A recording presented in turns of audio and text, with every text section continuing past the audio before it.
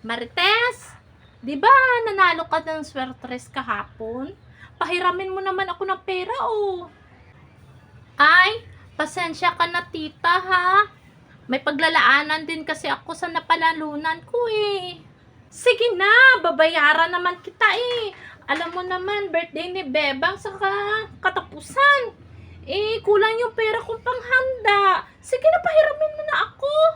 Ay, tita, kung yung ipaghahanda mo sa birthday ng anak mo, oh, ay uutangan mo naman lang, eh, wag ka na maghanda.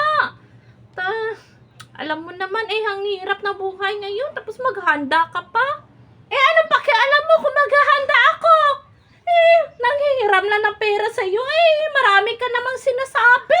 Parang wala ka namang utang na loob. Diyan ka na nga. Ang damot-damot ko. Grabe siya, oh. Hoy, tita! Alo? May masama ba akong nasabi? Tita talaga, oh. Parang galit yata yung tita ni Marites, ha? Uy, Marites! Ano nangyari doon sa tita mo? Ah, nanghihiram ng pera? Kasi daw, ipaghahanda niya doon sa birthday ng anak niya. Ah, bakit? Ano ba yung sinabi mong parang galit na galit yung tita mo sa'yo?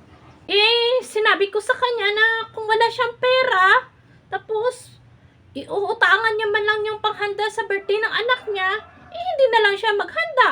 Ayun, nagalit. Ah, yun pala. Sana sinabi mo sa kanya na sa akin na lang manghiram. Eh kasi nagpa 5-6 ako, eh. Ha? Nagpapautang ka na pala ngayon? Ay, hindi mo pala alam. Matagal na akong nagpa 5-6. Eh, magkano ba yung tubo?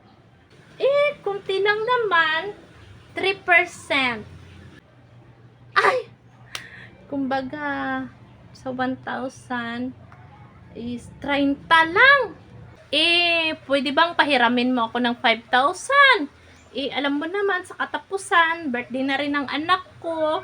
Ikulang yung pera ko dito, eh.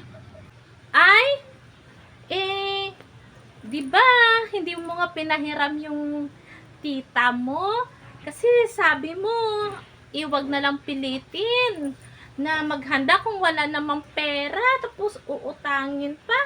Eh, ngayon, ikaw lang naman pala yung manghihiram para panghanda rin sa birthday ng anak mo?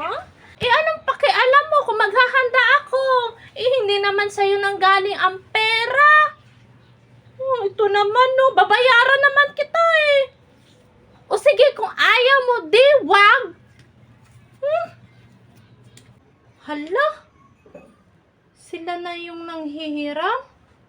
Sila pa yung may ganang magalit? Magtita nga sila.